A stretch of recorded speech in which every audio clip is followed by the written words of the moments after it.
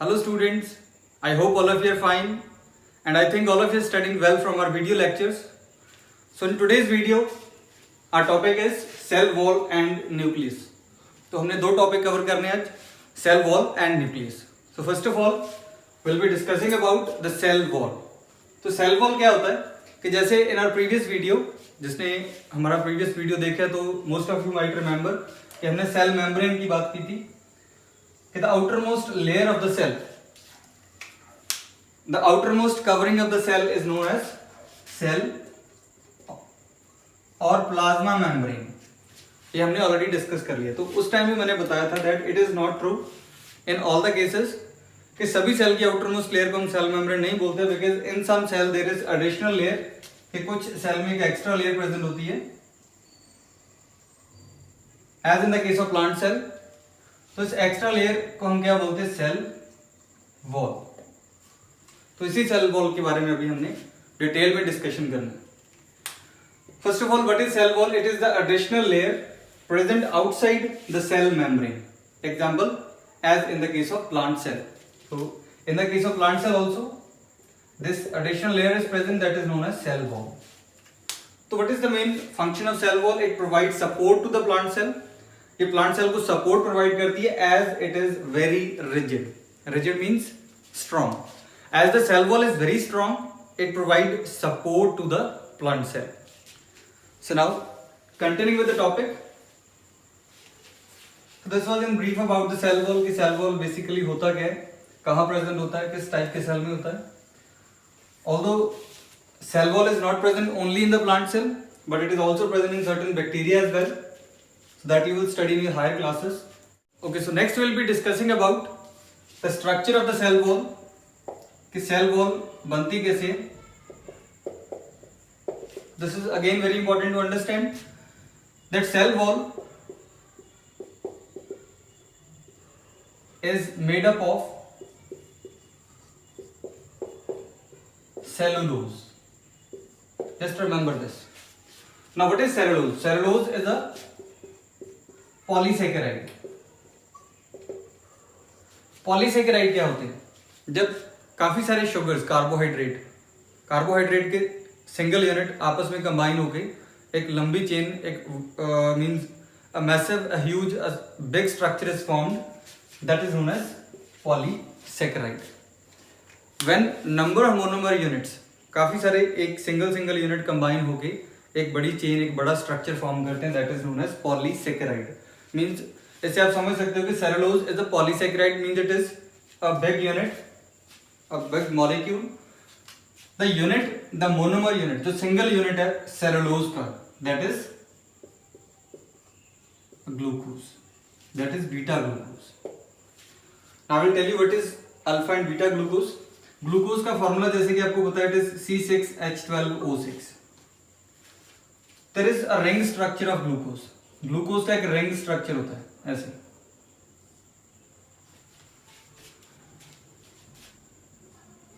Here it is OH, H, H, OH, OH, H, H, OH, CH2OH, H and O. तो यहां पे क्या है कि हर एक कॉर्नर पे एक कार्बन है अदर देन दिस कॉर्नर. इस कॉर्नर को छोड़ के सभी कॉर्नर पे एक एक कार्बन है. सो 1 कार्बन, 2, 3, 4, 5 एंड 6 है. CH2OH में एक कार्बन यहाँ पे 6 कार्बन हो गए. Now we will count the hydrogen. 1, 2, 3, 4, 5, 6, 7, 8, 9, 10 plus 2 12 hydrogen हो गए. Now we will count the oxygen. 1, 2, 3, 4, 5 and 6 oxygen are there. So this is the ring structure of beta glucose. अब ये बीटा ग्लूकोज का structure है. एक होता है अल्फा ग्लूकोज. अल्फा ग्लूकोज और बीटा ग्लूकोज में डिफरेंस क्या है कि अल्फा ग्लूकोज में यहाँ पे H होता है और यहाँ पे OH, बट बीटा ग्लूकोज में क्या है कि यहाँ पे H है, यहाँ पे OH. That's it. This is the only difference. So there is one more beta glucose. मैं आपको एक बॉन्ड बना के दिखाऊंगा, बट ऐसे कई सारे ग्लूकोज होते हैं सेलुलोज में. H, OH, OH, H, H OH OH H CH2OH and H. तो now look at the board very carefully कि यहाँ से एक H और यहाँ से एक OH रिमूव हो जाएगा. This will form a molecule of water. H2O form हो जाएगा और H2O यहाँ से रिमूव हो जाएगा. What is left behind? ये OH चला गया और यहाँ से H चला गया. ये जो ऑक्सीजन बचा है ये ऑक्सीजन सेंटर में आ जाएगा. This is how the bond is formed between the two beta glucose. और ऐसे काफी सारे बीटा ग्लूकोज आपस से मिलके क्या बनाते हैं, सेलुलोज का स्ट्रक्चर बनाते हैं. That is a polysaccharide from which the cell wall of the plant cell is formed.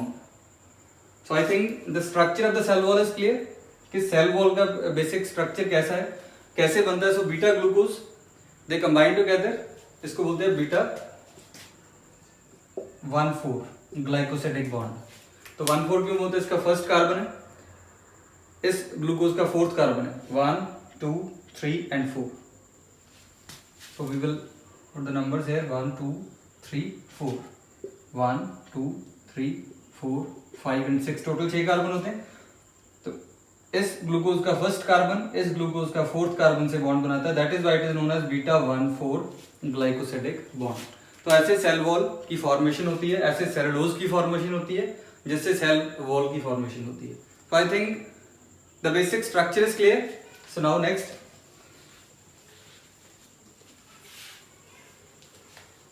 is the phenomena related to the cell wall, that is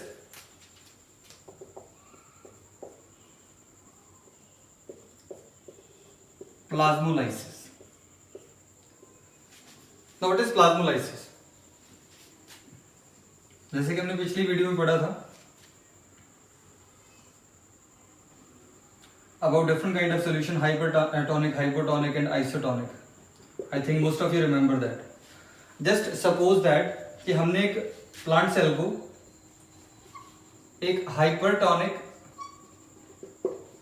solution में रख दिया. Hypertonic means which have less amount of water as compared to the cell. कि cell के comparative solution में water कम है. So due to osmosis what will happen, the water of the cell will move outside into the solution. तो जब cell का water solution में जाएगा, so naturally the size of the cell will decrease. So usually what happen in the case of plant cell के cell wall is very rigid. जो cell wall है that is very hard, वो अपनी जगह पे रहती है. और जो बाकी के सेल के कंपोनेंट्स है दे स्टार्ट श्रिंकिंग, वो श्रिंक होना स्टार्ट हो जाते हैं. व्हाई? बिकॉज सेल का वाटर बाहर जा रहा है, जिसकी वजह से सेल के कंपोनेंट्स श्रिंक हो जाते हैं. And this phenomena when the components of the cell, जो सेल के कंपोनेंट्स है वो सेल वॉल से दूर जा रहे हैं because the cell is shrinking, this is known as plasmolysis. I think the plasmolysis concept is clear कि जब हम प्लांट सेल को हाइपरटॉनिक सोल्यूशन में रखते हैं, the water of the cell will move outside into the solution, due to which the cell will start shrinking.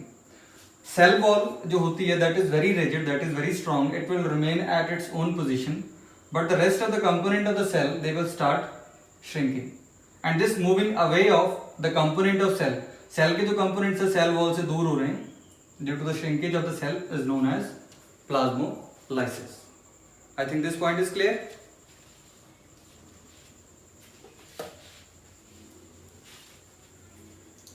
Now next is what is the advantage of the cell wall. कि cell wall का advantage क्या है? So I will explain you by again one diagram. For example, we are having two kind of cells. Here we are having an animal cell, एक animal cell है, and this one is the plant cell. I think you can easily make it out that how these two cells are different, because इसमें दो layers हैं. cell membrane के ऊपर एक extra layer है cell wall, इसमें cell wall नहीं है. So if we are placing two kind of cells, that is animal cell and a plant cell in hypotonic solution. Now you can guess what will happen. कि अगर हम hypotonic solution में रखते हैं, hypotonic solution क्या होता है? That will have more amount of water as compared to the cell. कि cell के comparative solution में water की amount ज़्यादा है. So due to osmosis again, osmosis की वजह से क्या होता है, as we know that water will move from high concentration to low concentration. Water solution में ज्यादा है, सेल में कम है. So the water from the solution will start moving inside the cell. इसकी वजह से क्या होगा, the size of the cell will naturally increase.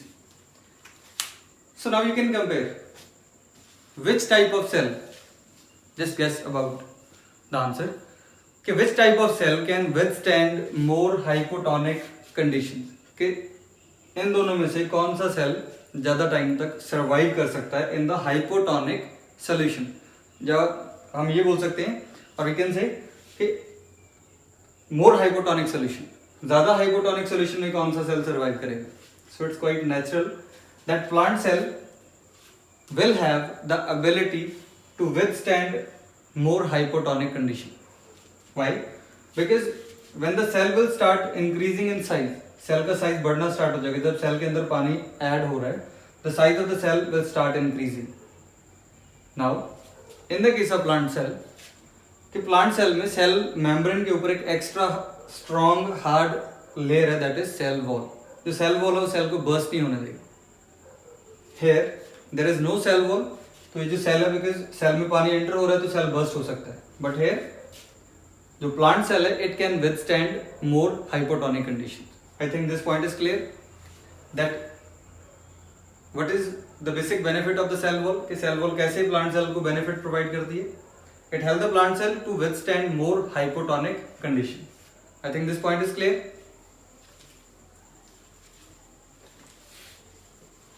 So this was all about the cell wall. Now our next topic will be the nucleus. Now I'll be discussing about the nucleus.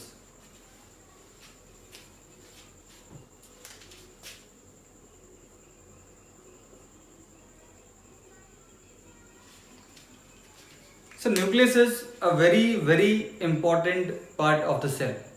Why I am so much focusing on the nucleus? Because nucleus is also known as the brain of the cell. Now you can understand, because if the nucleus is known as the brain of the cell, nucleus को हम cell का brain मानते हैं, तो now you can understand that हमारे body में जो brain है उसकी इंपॉर्टेंस क्या है. And if we are calling the nucleus the brain of the cell, that means it is really very important. So let's discuss about this, that what actually nucleus is and where it is present. For example, एक cell है, तो cell में centre में क्या है,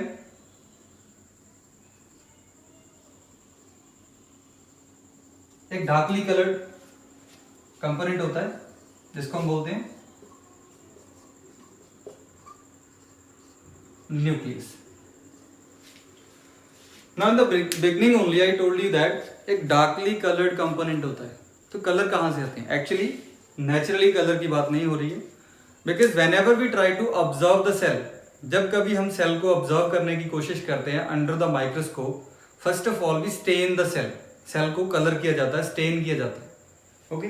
and different components of the cell, cell के जो अलग अलग पार्ट्स हैं वो अपनी केमिकल कंपोजिशन के अकॉर्डिंग अलग अलग टाइप का, अलग अलग शेड का कलर अटेन करते हैं. Means some are lighter in shade, some are darker in shade.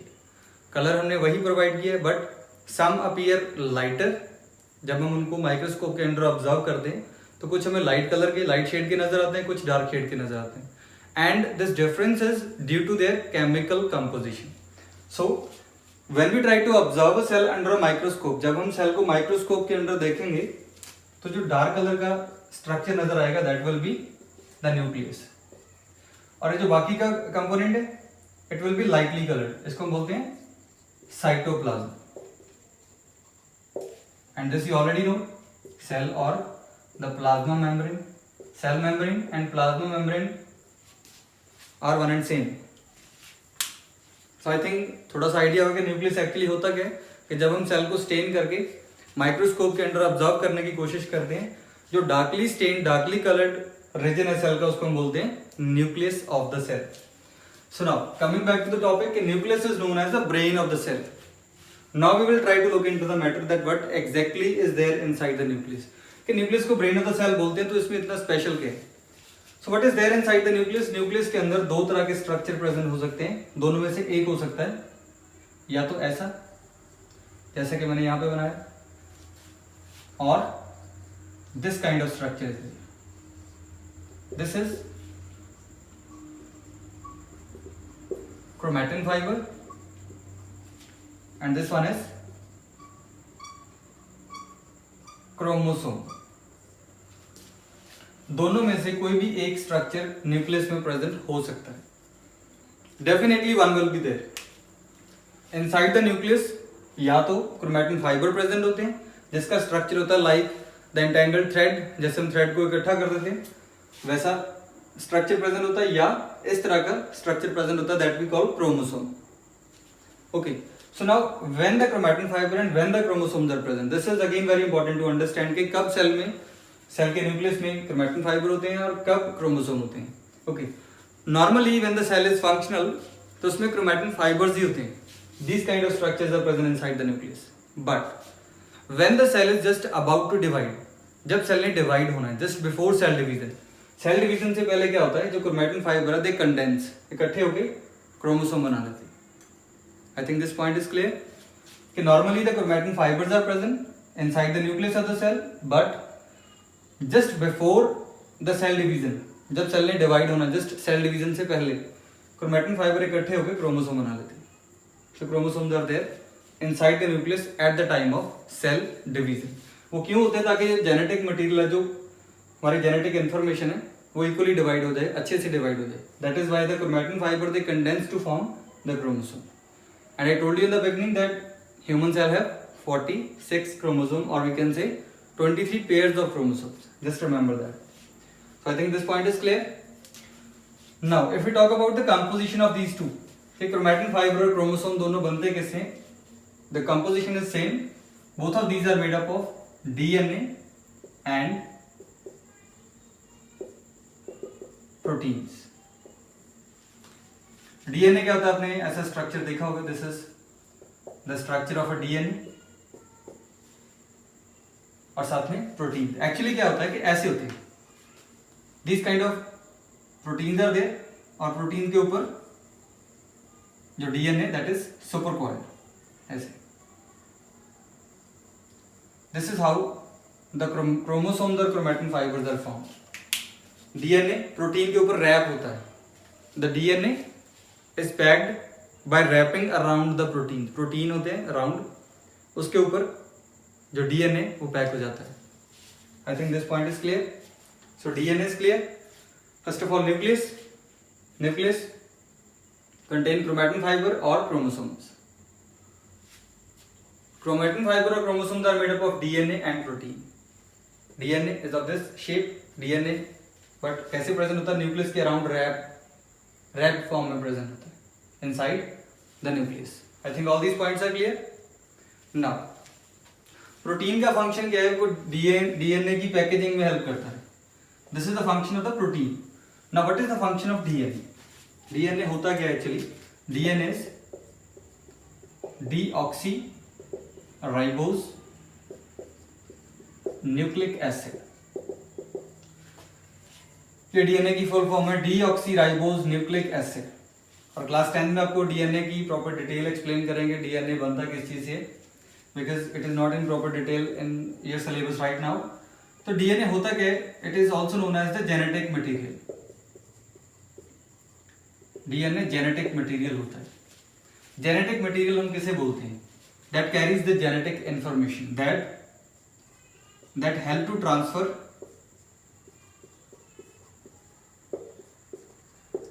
the characters. Characters means are features from one generation to another. So as we resemble our parents, हम अपने parents के साथ resemble करते हैं. There are lot of similarities between us and our parents. That means some information is being transferred. So that information is transferred by this DNA. That is why इस DNA को हम बोलते हैं genetic material, because ये genetic information को एक generation से दूसरी जनरेशन तक ट्रांसफर करने में हेल्प करता है. So I think this point is clear now कि DNA deoxyribose nucleic acid is the genetic material because it transfer the characters means or features from one generation to next generation. So one more important point is there to mention here, that is also related to DNA only.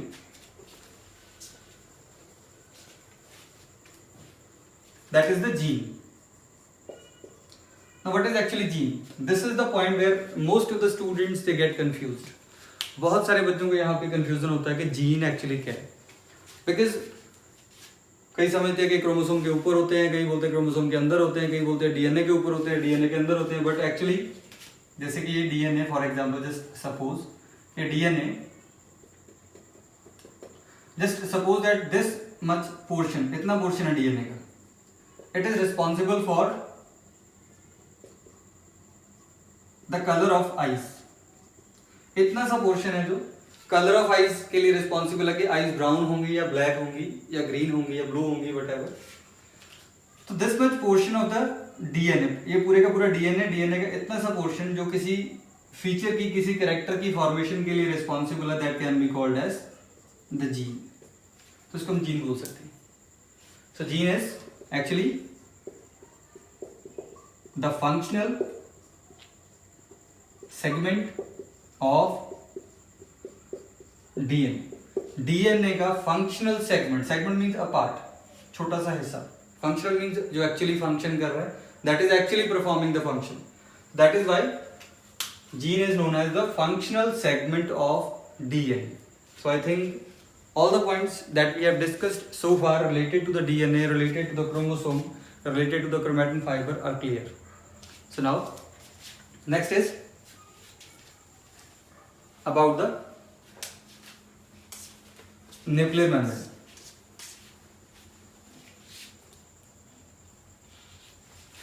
ये जो nuclear membrane है, ये nucleus है, ये nucleus की membrane है, double layered होती है. You can see here it is double layer, दो लेयर होती है, और दोनों लेयर में एक स्पेस है. दोनों लेयर में जो स्पेस है उसको हम क्या बोलते हैं? Perinuclear space. और you can see that there are gaps between the nuclear membrane. Nuclear membrane में जगह जगह पे गैप्स हैं. इस गैप को हम क्या बोलते हैं? Nuclear pore. Now what is the function of this nuclear pore? कि material can be exchanged within the nucleus and the cytoplasm. Cytoplasm और न्यूक्लियस में जो आपस में मटेरियल की एक्सचेंज होती है, that is through the nuclear pore. So I think all the points related to the nucleus are clear. So today in this video we have discussed about the nucleus, and before this we have discussed about the cell wall. I think all the points are clear, but still if you have any kind of doubt, just write in the comment section. I'll definitely try to clear your doubts. Thank you so much.